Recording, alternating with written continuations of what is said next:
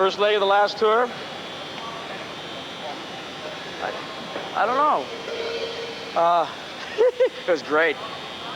Lots of screaming, yelling, girls, booze. You're not gonna play this for my wife, are you?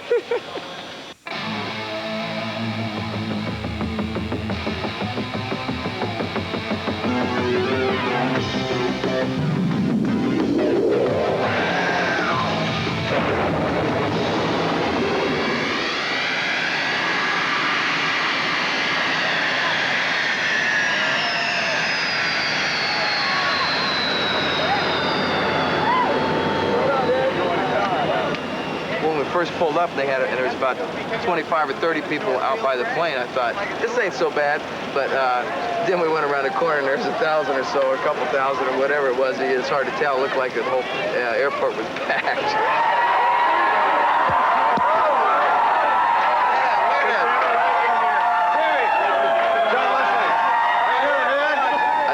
Joined the Beatles instead of Van Halen for a second. I thought. No, he didn't know he had that many friends, really. I turned and I said, Ringo? They're the biggest heavy metal band in the world, without a doubt. No one can top them. The new Van Halen is totally awesome. We're band new. Yeah, we're a new band that took an old name and just used it. New Van Halen's great compared to the old Van Halen. Who needs Diamond Dave? I think they're trying to prove that now that Dave's gone, that they can do just as good or better. We're not out to really prove anything. It's like we're all musicians. There's no Vegas trip to it anymore. Yeah, reach for the golden ring. Reach for the sky. Baby, just spread your wings. Get higher, straight up we'll climb. We'll get higher.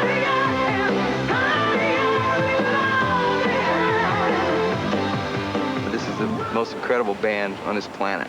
Everyone's playing is incredible. On stage, we're able to play any song we want, anytime. We had the same influences in the past. You know, when we say let's jam or something, any guy in this band can start playing a song, and all of us know it. Some old Cream tune, like today we were jamming Politician, well, or some old Zeppelin tune or something.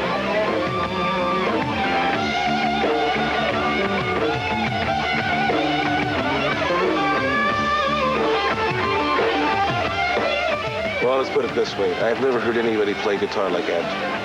And Sammy compliments Ed not only vocally, but also in the guitar. Musically, I think the band is completely expanded. Because Sammy plays guitar, it allows Ed to further pursue his interest in keyboards and whatever other musical directions he goes into. Sammy, shut up, will you? I can't. 5 or 10 minutes to get him in there. I want to check the keyboard on Why Can't This Be Love. All right. It's against my religion not to talk to us, so please. Zeke. Wait till they hear how loud my bass is.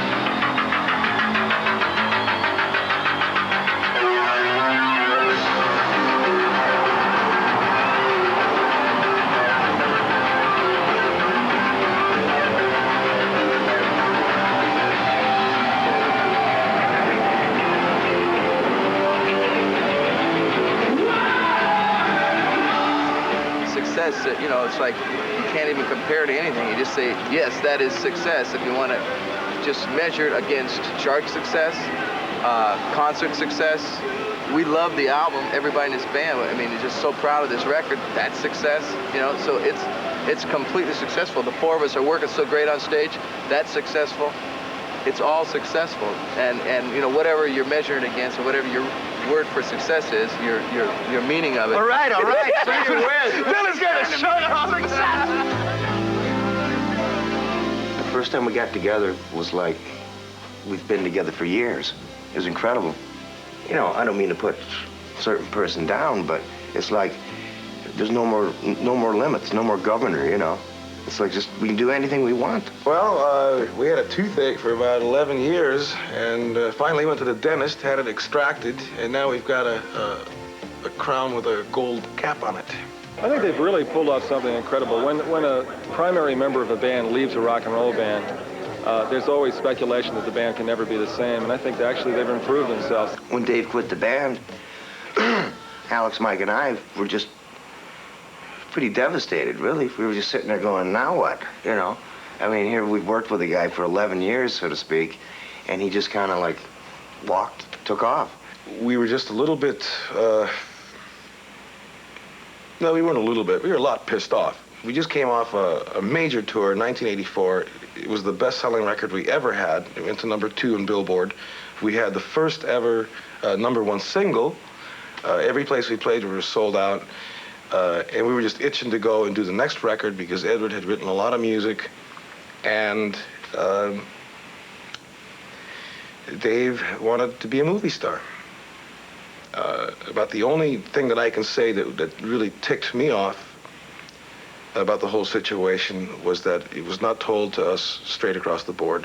Well, it wasn't the creative part of working with him. I think we made some great music together. And he was just living with the guy. He treated everybody like a little lower than him, including us in the band. And, you know, that's not the way a band works. And now with Sammy, we're a band. We're really a band. We're all equal. Nobody's the big cheese, so to speak. And what I could never figure out is why he was the big cheese, except for his attitude, you know? Because Al and I and Mike were, you know, basically the driving force, you know? But he was good at the mouth. At that point, Ed and I really didn't know what the hell we wanted to do. People were calling Ed, Brian May, Pete Townsend, Phil Collins, a number of people, and we were not quite sure whether we wanted to do a all-star record, just different people on a different song, or whether to just remain Van Halen. Well, we flipped a coin, and we both won. We wanted to keep Van Halen, and that's the way it went. And then Sammy walked in, and that was it.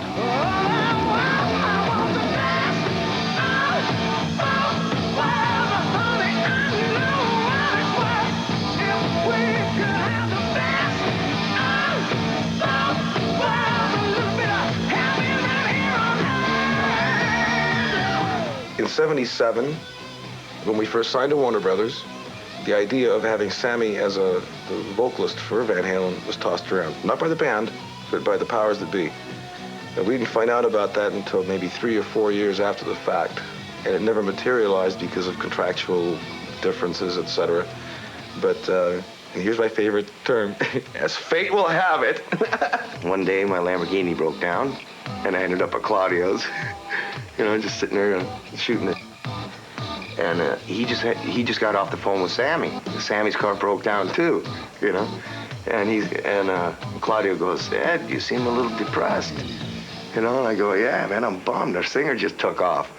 And he goes, hey, why didn't you call Sammy? I just talked to Sammy. Why didn't you call Sammy? So I said, give me his number, man. I called him right there from his shop. Well, the first time we got together was actually, believe it or not, we tried to have a business meeting, if you can believe that. I wanted to know what they wanted to do, what their schedule was. I was just getting ready to go in and do an album. In 2 weeks, I was starting my next album. So I was all ready. My band was rehearsed. My songs were written. So we had a sort of a business meeting for about 2 hours. I mean, it was like stupid. We didn't even get anything said. We didn't get anywhere. Finally, thank God, Eddie says, well, let's just jam something. So they'd gotten together all night and jammed some couple songs, just some music, some pieces of Summer Nights and pieces of Good Enough, just the riff. So we went in there and I just sang. First time they just started playing Summer Nights and I just was scatting around through the verses and I sang Summer Nights. And just right off the bat, Sammy just came up with a melody, lyrics, everything. I mean, I was going, where's this guy from, you know? It blew me away. Don Landy was just going, you know, jaws dropped. You know, and I remember Don pushed the talkback switch, you know, in the middle of one, and he goes, I think you guys, you know, got a new band happening here.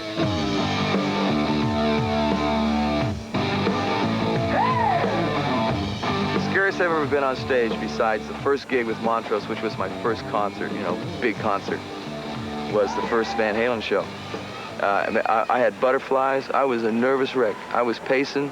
I was sweating before I walked out from not warming up, just from tension. I was really, really nervous. My manager did a crazy thing to us. Well, our manager. He booked us in Shreveport, Louisiana, a town maybe one of 3 towns in the United States that I've never played because I never had airplay in it. So he starts a tour there, right, where I'm like, Sammy who, you know? The audiences everywhere, including the very first show in Shreveport, everyone just went, "We love you." You know, it was great. 30 seconds into the first song, I got hit with about 20 big giant banners rolled up. So I start unrolling them, looking at them, David Lee Who, you know, some other rude statements, and it really, you know, I can honestly say it encouraged me. They accepted Sammy like he was with us. You know, it's like nobody even cared about Dave, you know? It's like, yeah, Sammy, you know.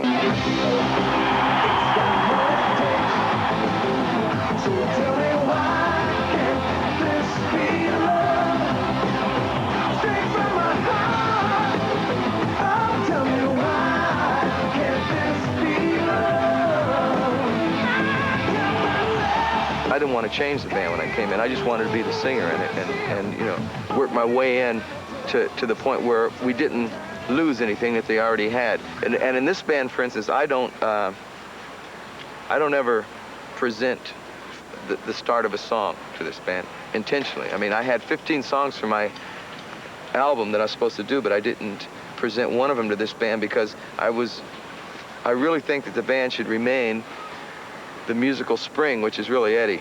It should remain that, and that way it'll remain Van Halen. You know, I write all the music for the band, and then I present it to the guys, and they either like it or they go, you know, get that away from me, you know. But I was lucky this last record, they liked everything I wrote. I write just about everything on keyboards. I guess it's kind of tough when you write something on piano because it ends up being pretty melodic, you know, kind of Elton John-ish or whatever. And Alex and Michael contributed a lot to this band. Like Alex, when he starts playing drums, you know, on a song like Dreams or even Love Walks In, the intro, it sounds like it's going to be some semi-mellow kind of cutesy pie little riff or something, and then Alex comes in playing drums and he turns it into a, you know, a crash, boom, bam rocker.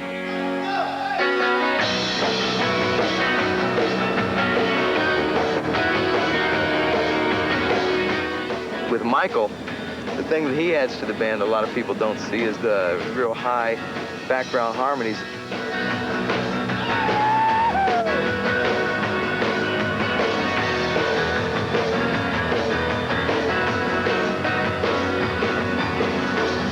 It's great. There's just some kind of magic there. Now, I've always had that attitude too. This band is really there. We just start jamming something, some riff, guitar riff, make a song out of it. A lot of times we write together, you know, like that, you know, to where we just kind of do it and carve it out as it's going. And then I'm always the one that gets stuck with having to write the lyrics. The new stuff, when I heard it first, I was like, this is different stuff, you know, because they talk about dreams a lot, and you're thinking, you know, people now, like I'm a senior, you know, and, you know, we're thinking about the future a lot, and it's sort of like in tune to the kids nowadays that, you know, they have a lot of problems thinking about their future life and on. It's quality stuff. I just write a lyric that I feel from my heart, because I got to sing it. So baby,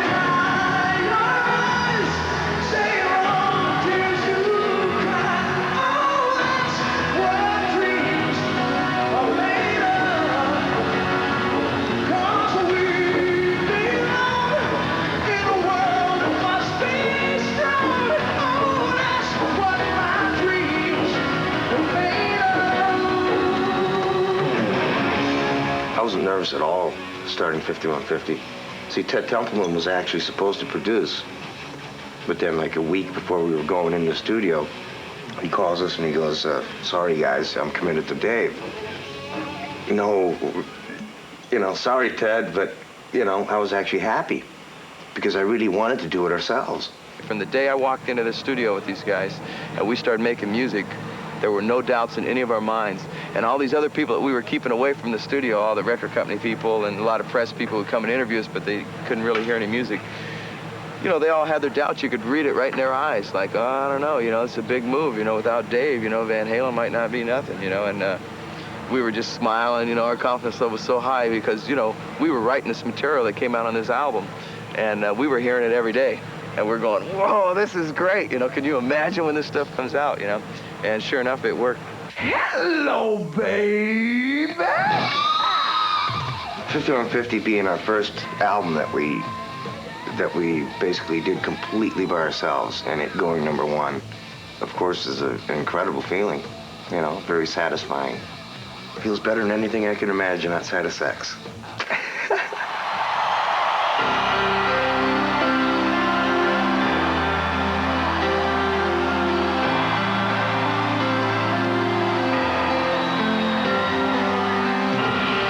I think my writing's gotten a lot better because I'm not under the pressure of, can I do this? Can I, please?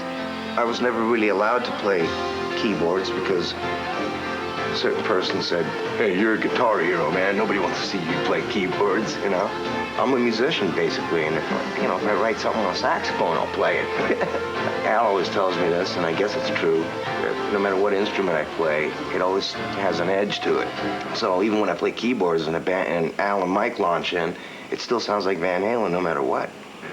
Take it or leave it, for better or worse, it sounds like us.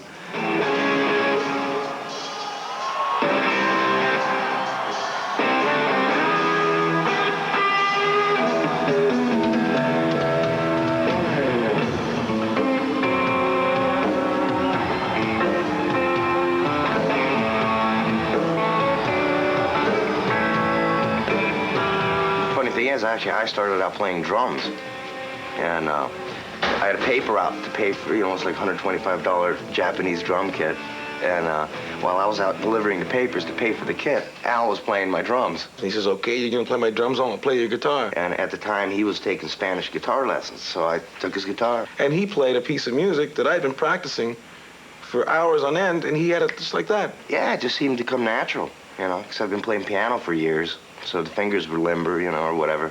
It was pretty easy.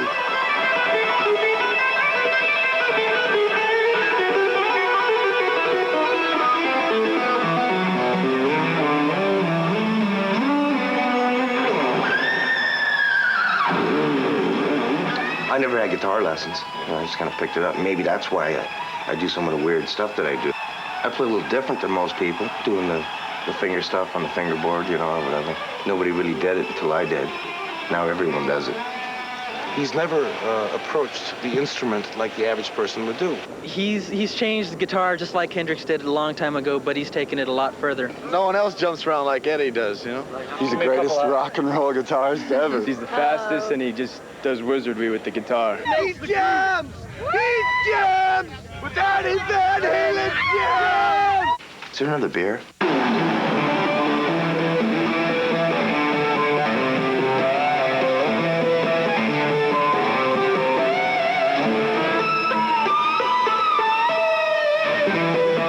I think Edward's an alien, if you want to know the truth. Edward's an alien. He's not from this planet. I couldn't tell you which planet, but everyone on the planet probably plays guitar. I don't think I've ever seen Ed without a guitar strapped around him. Now, I don't normally take showers with him, so I don't know what he does in the shower.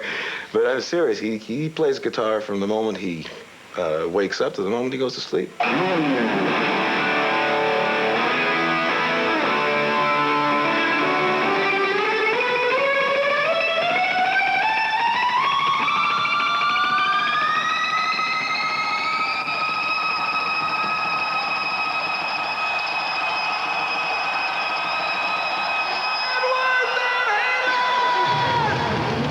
Whenever you do something by the book, it's like you can't do anything outside of the book. So how's anyone supposed to come up with anything new if they go by that old book? So I guess I'm kind of writing my own book, or trying to anyway. Ed and I were in a very unique situation because we immigrated to America when we were about 8 years old. Neither one of us knew the language. So we ended up being really close friends, aside from the fact that we had a mutual interest, which was beating the out of each other. Thank God he started playing drums because he used to beat me.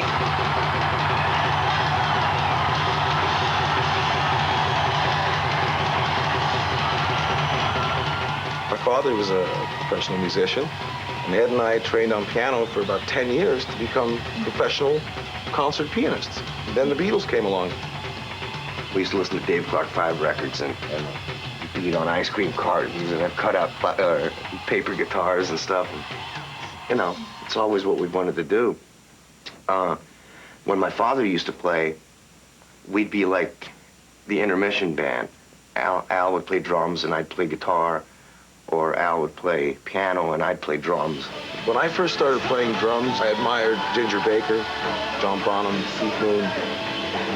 And I approached the drums not as an instrument per se, but more an attitude, viciously attacking something. I don't think I've gone through a single show where there has not at least been 2 or 3 broken heads, a couple broken cymbals. I use the largest sticks, the heaviest and biggest sticks you can get. They're like baseball bats. Alex is the craziest person I've ever met in this business, and I'm not burning on him, and I'm not trying to make him, out something he isn't. True life, the man is mad. He is nuts. We were staying at a hotel, and they were converting it, and there were a number of tires lying around. In the middle of the night, I decided, why not set fire to the tires? You ever seen rubber burn? It gets the air putrid, all kinds of stuff comes floating around. So I'm sitting there with a match trying to light a tire on fire. I mean, it was useless to begin with. But anyway, what made it even more useless was there was a policeman who I didn't see, and he had his gun drawn on me. He says, "What are you doing?" You know, when you make a living beating things with a stick, what do you expect?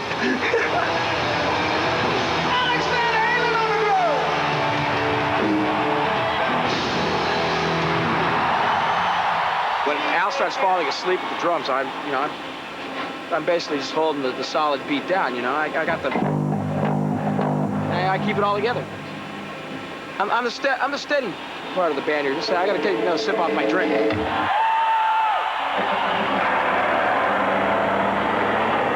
When I play solo, I'm almost cut off from the people. I can't hear anybody cheering or yelling or whatever. Actually, I'm going through a lot of excruciating pain when I'm rolling around on stage and stuff like that. But I like that. See, that's why I'm in this business. To hurt people and hurt myself.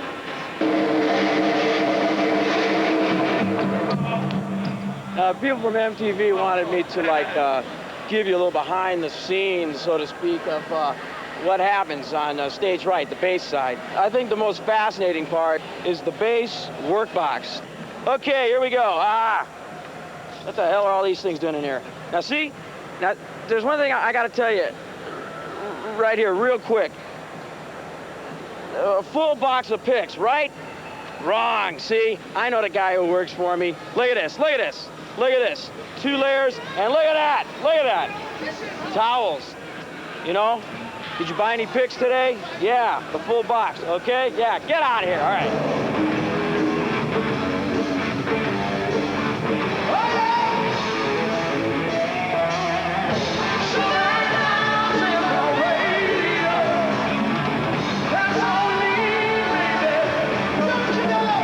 My favorite drawer.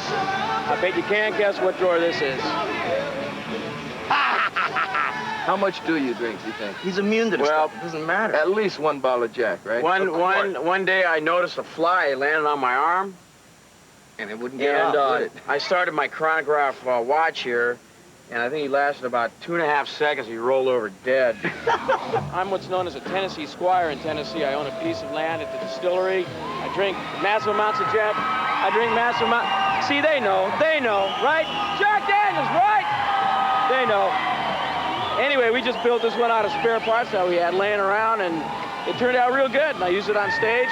Sounds great, no problem, The man drinks it, the man plays it. It's a lifestyle like Van Halen,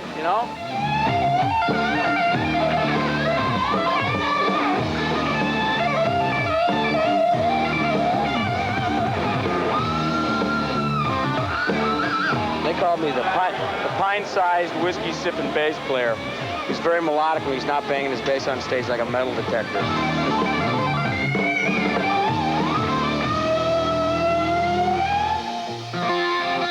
Here's where Sammy gets dressed. Here's where I get dressed. That's where Alice gets. Oh, Mikey gets. Mikey. This is where Al gets dressed.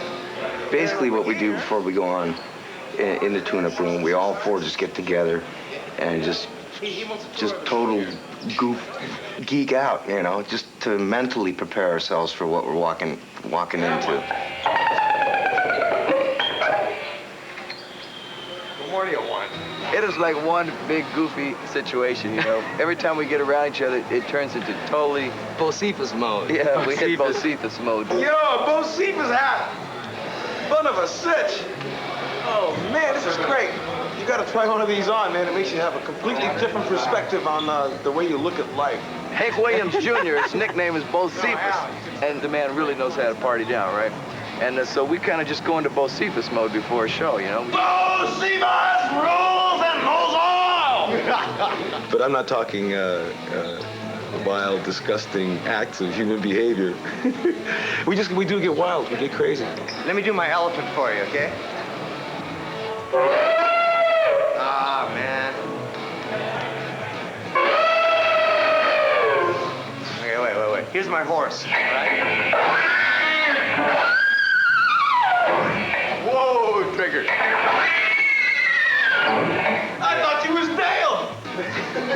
Then I gotta put my headset mic on to make everything, so that I can be the crazy mofo that I am. I'm a grown man, you know, that my brain never developed past like maybe 15. Come on, Leonard. Come on back. Where's he running to? Where's he going? Come on back, Sugar Ray. We're adults that never grew up. We're mature male adults.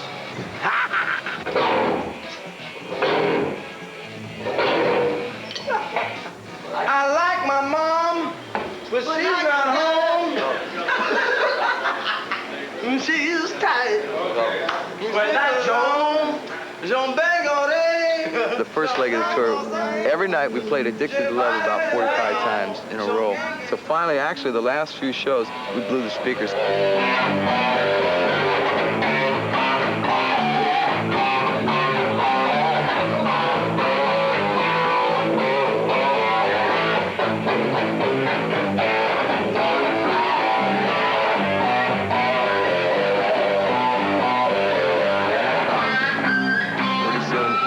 Dancing and, you know, air guitaring and kicking around and stretching and rocking and throwing stuff. And next thing you know, somebody says, "Let's go!" And we go, "Yeah!" Gonna have to face it, you're addicted to love. Paper cut. All right, let's get silly out there tonight, man. Let's get completely silly. You mean just carry from here straight on out? You mean just do the same thing we've been doing? Okay, it's real. Except more so. Let's do it. Hey!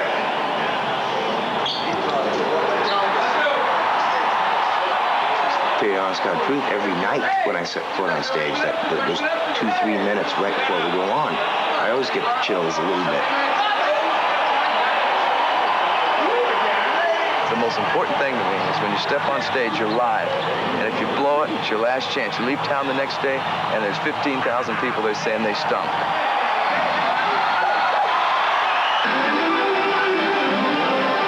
At the moment you see the audience, and they're rooting, and they're hollering, and they're screaming, and they're throwing beer cans all over the place, and we're throwing them back, all of a sudden, just your energy level increases 1,000-fold.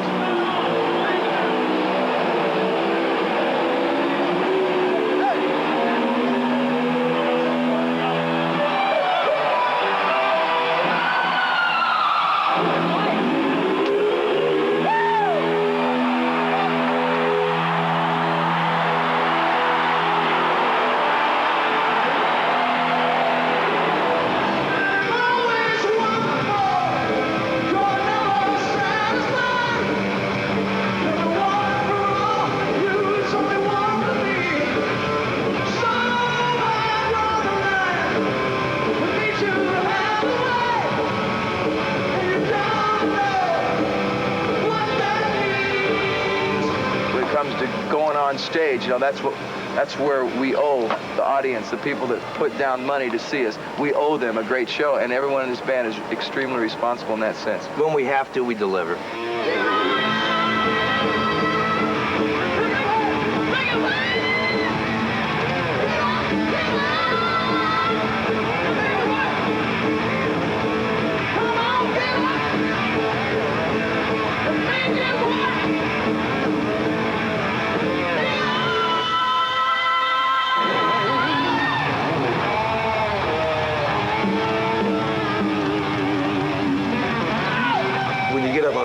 130-degree heat, and you really don't know what's going to happen. The unpredictability of it is shared by the four of us on stage. One night we got like 77 female undergardeners. Yeah, Sammy Going on mentioned something like stage we were one going to have a yard sale the next day. We had the microphone stands all lined with them. We had anywhere they could be hung. We were all over the stage. What's the wildest thing you guys have seen at a Van Halen show? Oh, the match. The match. Yeah, and the chick on the guy's shoulder, you know. Oh, that's right. I swear to God, this chick got on her boyfriend's shoulders and lifted up her dress, wearing nothing, you know, winking at us. And I swear to God, we were playing good enough. Yeah, that's right. And I couldn't sing, man. I was just laughing, rolling. And the problem is that I took a look and I didn't recognize anything. It took me a couple minutes. And all of a sudden I went, oh, that's a weird-looking guy.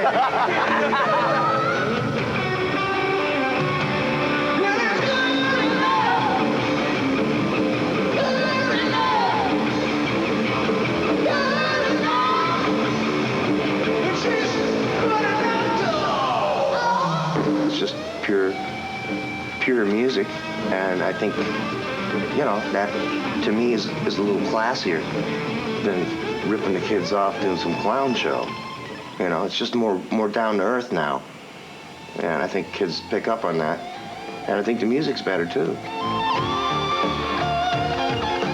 I don't think about the past at all. I mean, this is what we're doing now, and I mean, the past had its good moments too, but this is like good moment, every moment. The future of Van Halen is just gonna be, you know, I mean, we are in this for life. We're just gonna continue on, you know, making the best possible music we can. And hopefully the fans will like everything we do. Just blaze on. If I hit 80, if I make it that far, I'll still be doing the same thing. I might not be jumping, but I might be sitting on a stool, but I'll still be making music. What makes us different than any other band? We're Van Halen. Yeah, that's right. I have to say that's it, because there's no really describing it. That's like an elusive element that separates bands. Look at these three guys, man. There ain't no other three humans like these guys. Yeah, and much less him.